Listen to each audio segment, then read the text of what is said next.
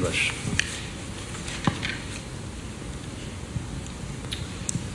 Ministers, secretaries, thank you. Keeping in mind that all four of you have talked about the deep friendship and alliance between the U.S. and India, I have several questions. First, for Secretary Blinken, isn't it problematic that after 48 days of war that India has yet to condemn Russia's invasion? What more can the U.S. do to persuade India to make what some would argue is a symbolic step, but still a critical one? And there are a number of reports suggesting that Moscow and Delhi are trying to work out some sort of currency exchange for future energy purchases. Did you tell Secretary Jaishankar that these could risk violations of not just current sanctions, but also risk violating CAATSA? Secretary Austin, this is a larger policy question. Has the U.S. missed an opportunity in the past 17 years since the beginning of this strategic partnership to replace Moscow as Delhi's choice for weapons, for military materiel, not just the training and the robust partnership that we see in the military sphere? And finally, for the ministers Jaishankar and Singh, why not condemn Russia's invasion? Wouldn't this best reflect India's foreign policy goals and international standing? And what is the leverage that the Indian government has to persuade Vladimir Putin that the carnage that we are seeing every day simply must not stop, that it's not helping the Ukrainian people, and that it's not helping the Russian people? Thank you so much. Thank you. I'm happy to start. I applaud the multi-part, multi-person question. A few things. First, I should note, before getting into the specifics of the question, that Prime Minister Modi, President Biden had a very warm and productive conversation today in their virtual summit. Covered a lot of ground, including some of the things that we mentioned: COVID-19, climate, strengthening the global economy, a free and open Indo-Pacific that we both aspire to. On Russia-Ukraine, they talked about ways of mitigating the profound impact that this is having on global food supplies and prices, commodity markets, and working together to achieve that. I would note, India has made very strong statements in New York at the UN, the minister before the Indian Parliament, condemning the killing of civilians in Ukraine, calling for an independent investigation of these atrocities. And I would also note that India is providing significant humanitarian assistance to the people of Ukraine, notably medicines, which are very necessary and in real demand. India has to make its own decisions about how it approaches this challenge. We, as a general proposition, are consulting with all of our allies and partners on the consequences of Putin's war, the atrocities being committed against the people of Ukraine. In our judgment, it is important that all countries, especially those with leverage, press Putin to end the war. And it's also important that democracies stand together and speak with one voice to defend the values that we share. And we do share profoundly the values of freedom, openness, independence, sovereignty, and those values need to apply everywhere. India's relationship with Russia was developed over decades at a time when the United States was not able to be a partner to India. Times have changed. Today, we are able and willing to be a partner of choice with India across virtually every realm: commerce, technology, education, and security. And that was very much the nature of the conversation that we had today. When it comes to oil purchases, sanctions, et cetera, I just note that there are carve-outs for energy purchases. Of course, we're encouraging countries not to purchase additional energy supplies from Russia. Every country is differently situated, has different needs, requirements, but we're looking to allies and partners not to increase their purchases of Russian energy. Well, thanks, Roz. Regarding missed opportunities, Of course, I can't say much about policy decisions that were made before my time. But what I can tell you is that President Biden truly values strong alliances and partnerships like the one that we have with India. And that's really what today is all about. It's about taking a strong relationship and making it even stronger, and working on those things that create interoperability and allow us to work together to promote the things that all of us have talked about. The issue of values is central to this relationship, and we'll continue to work to strengthen what's a very strong relationship, and so that we don't miss any opportunities going forward. So, thanks. I think I probably answer for both of us. First of all, thank you for the advice and suggestions in your question. I prefer to do it my way and articulate it my way. Now, as Secretary Blinken has pointed out, we have made a number of statements which outline our position in the UN, in our parliament, and in other forums. And briefly, what those positions state is that we are against the conflict, we are for dialogue and diplomacy, we are for urgent cessation of violence, and we are prepared to contribute in whatever way to these objectives. I noticed you refer to oil purchases. If you are looking at energy purchases from Russia, I would suggest that your attention should be focused on Europe, which probably we do buy some energy which is necessary for our energy security. But I suspect, looking at the figures, probably our total purchases for the month would be less than what Europe does in an afternoon. So you might want to think about it. We'll turn to Lalit Jha, Press Trust of India.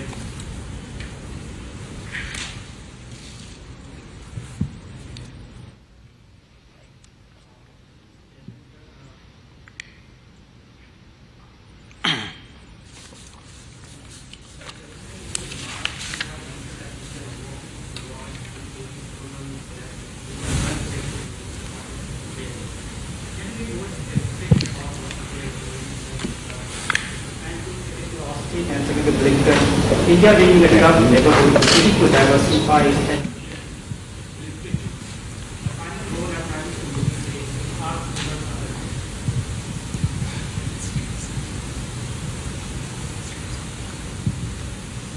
do I need to repeat? Okay. Mr. Jaishankar,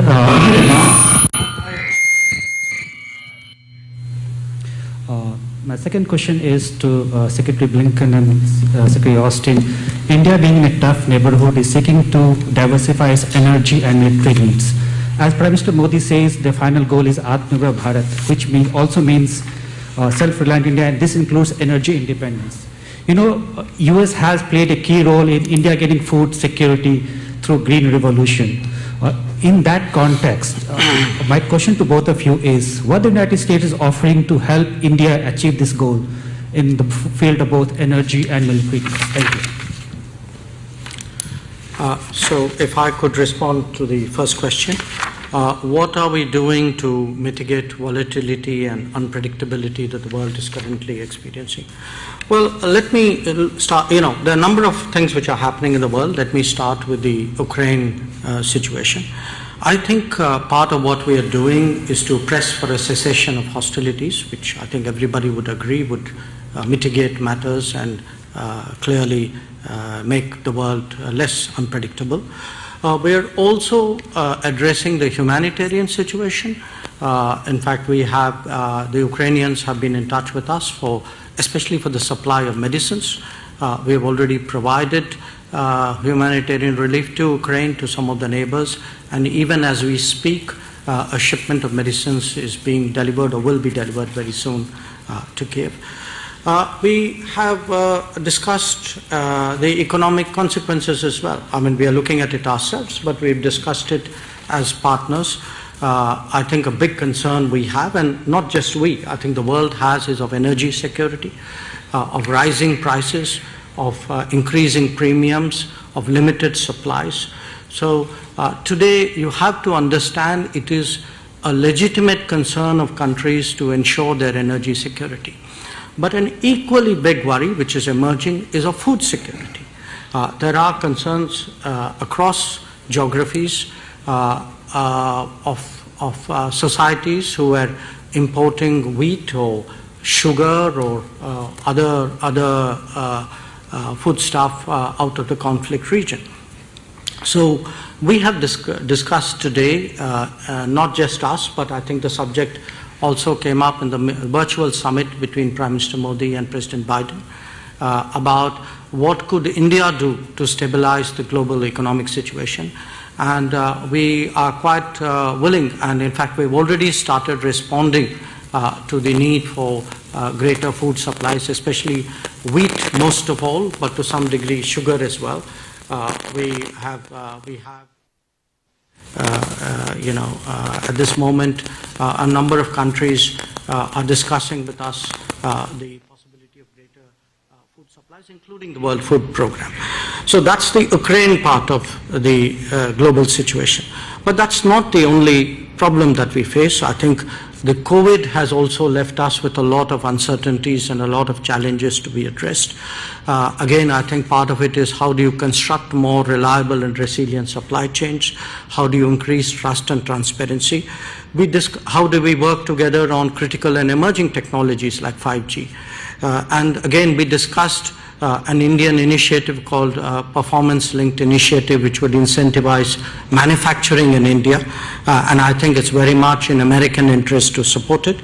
We also spoke about how we could work together to help with the global health situation. How do we get a shot in every arm? How do we increase the distribution of vaccines? The other issue, again, which has added to global uncertainty is Afghanistan.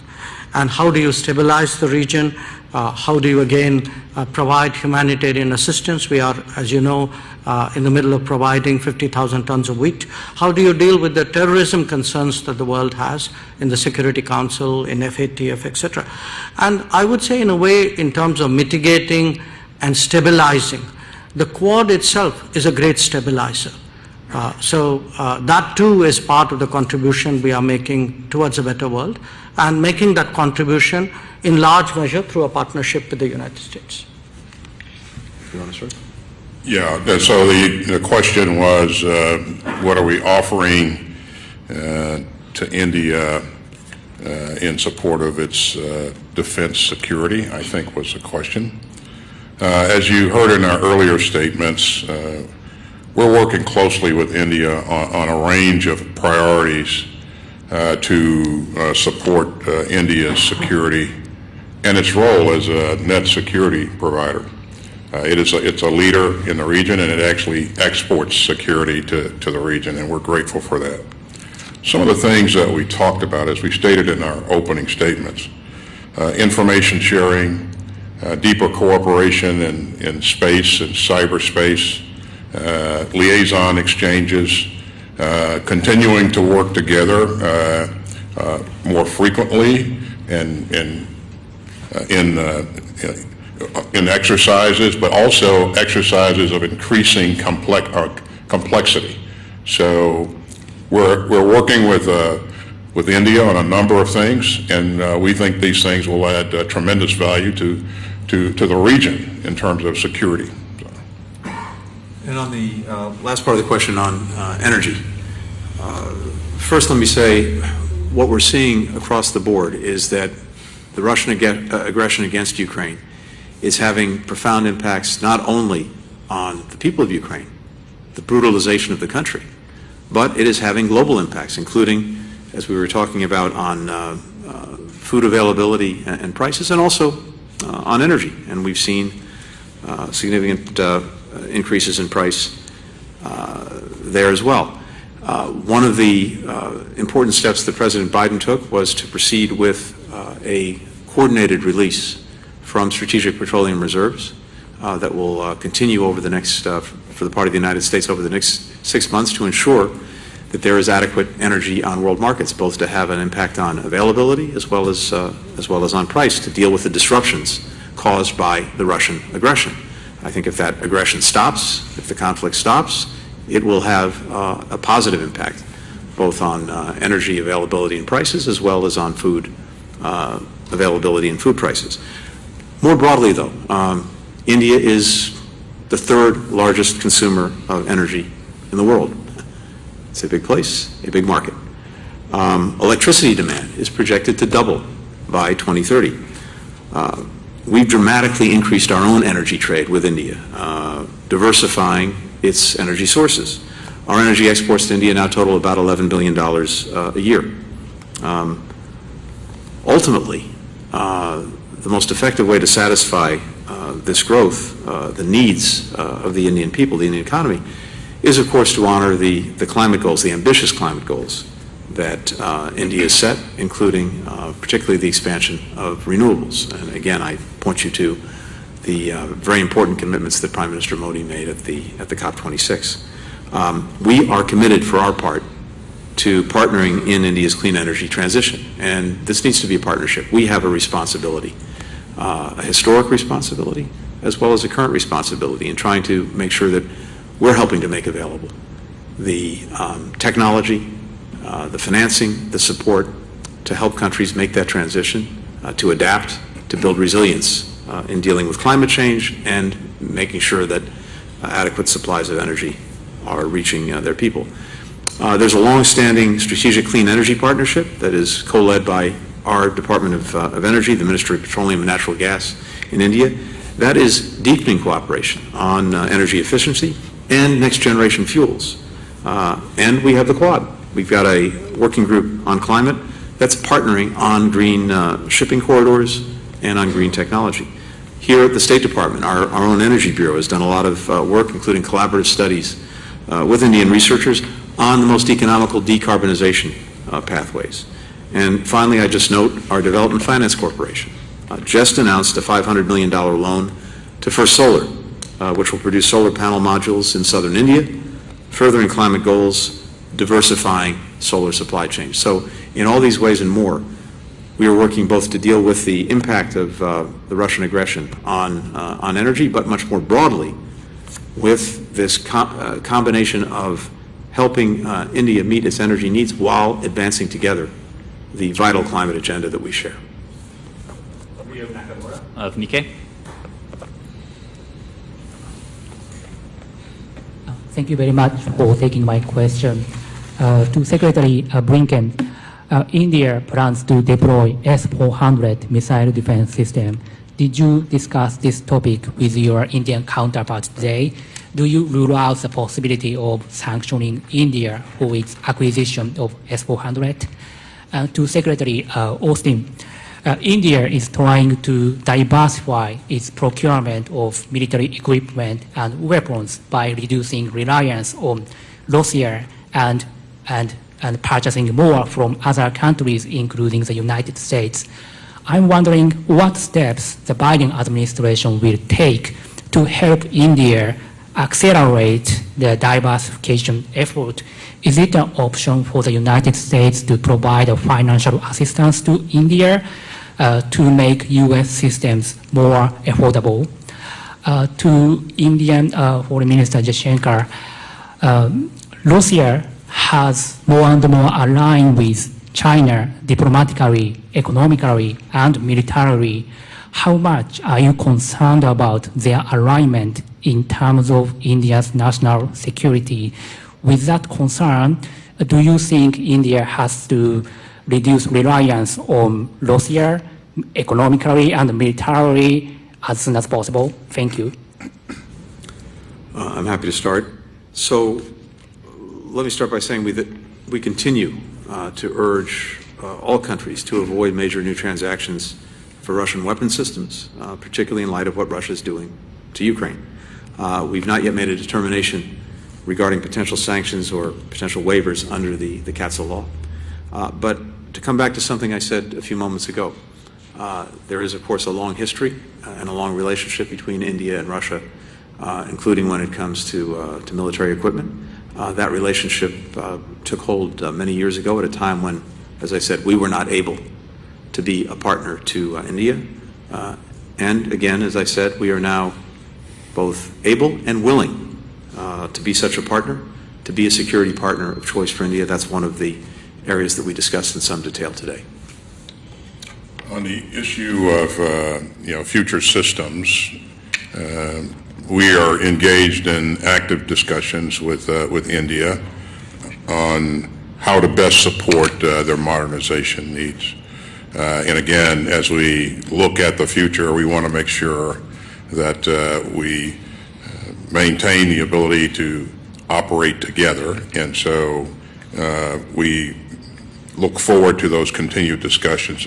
And it also includes a range of options that would make our systems more affordable. So this is work that will continue going forward, and again, look forward to continuing to have them as a strong and reliable partner. Well, this seems to be my day to get a lot of advice and suggestions from the press, so thank you for joining that. But look, we watch what's happening in the world like any country does, and we draw our conclusions and make our assessments. And believe me, we have a decent sense of what is in our interest and know how to protect it and advance it. So I think part of what has changed is we have more options than we did before. I will look at us today. We are standing here for a 2+2 with a substantial defense collaboration which has happened in the last decade, which we have been discussing how to take forward. And this wasn't an option which was there for 40 years before that. So the world is changing. The world will keep changing. What we have to do in our profession is to watch it and see how your interests are best advanced in that. And I just want to pick up on the last, not this question, but the previous question which Secretary Blinken answered on the energy side, which is, given our energy security concerns, again, I don't want this whole subject to go off on a sort of a political note. Every country looks at its best options, and I think today an expanding India-US energy relationship, which by the way didn't exist some years ago. If my memory is right, you are the second largest LNG supplier to India, I think the fourth or the fifth largest crude oil supplier, a big partner in the renewable side, including the agreement which Secretary Blinken just mentioned. So we have, there is so much more going on in the world today, and a large part of it is really to fully explore the opportunities between India and the United States. We'll take a final question from Pranay Upadhyay, ABP News.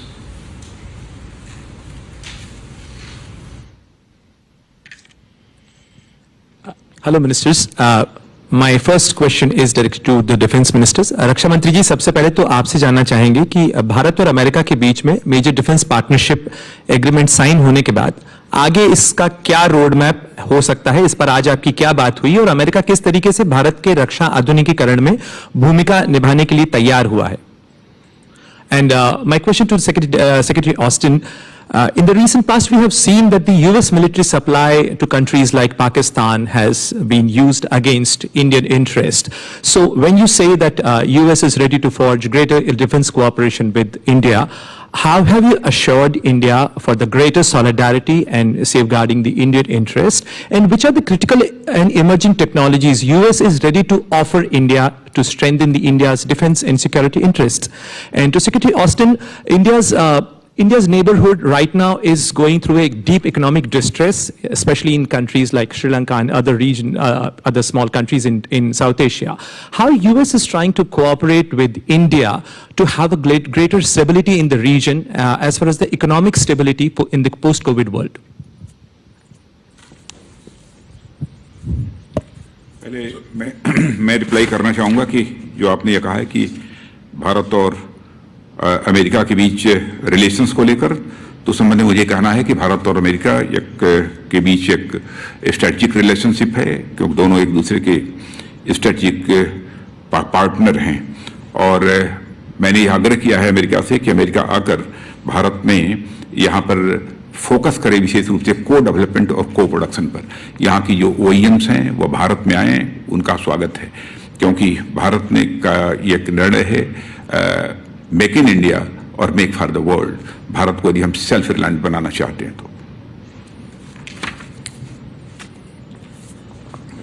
So we're proud of the fact that today India has at its inventory a number of platforms that have, we believe, and I think my colleagues would affirm, that have performed very, very reliably. And so today what we talked about was how we're going to increase our sharing of information, how we're going to deepen our cooperation in space and cyberspace. And again, I think, space and cyberspace are two war-fighting domains that we want to make sure we continue to develop our own capabilities, but also help our partners to develop capabilities. And I think, those are the types of things that I think will cause us to be dominant in any battle space. So, we really look forward to developing this relationship a lot more, and also continuing to work together with our counterparts here, our colleagues in high-end, complex operations. And that's how really you strengthen that trust and build on capability. And just on the challenges facing the region, this was very much a subject of our conversations today and an ongoing conversation. Let me say a couple of things about that.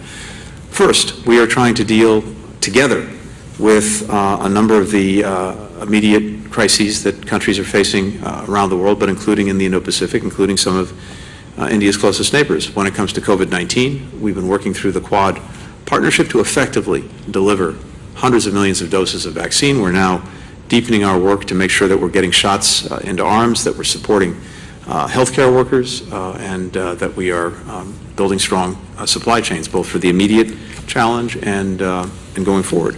Similarly, we talked about this earlier. We're very focused on the impact that the Russian aggression in Ukraine is having on food prices and food availability, and that affects countries in the region as well. India is taking steps and looking at additional steps when it comes to making food stocks more widely available. We're doing the same. We're increasing financing to the World Food Program, the Food and Agricultural Organization.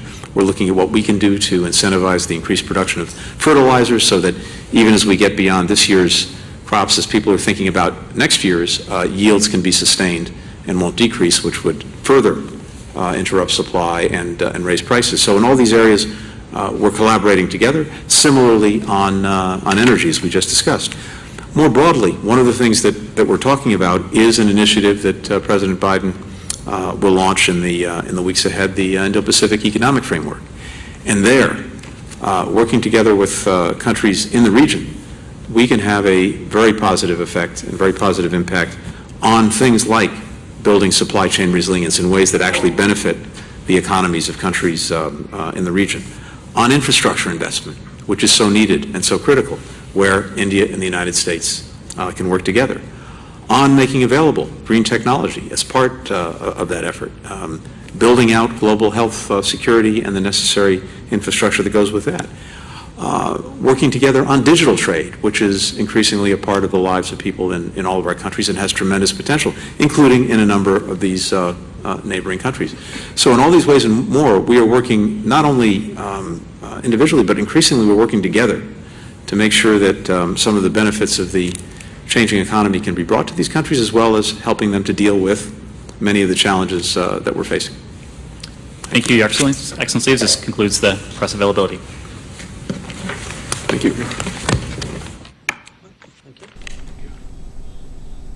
Thank you.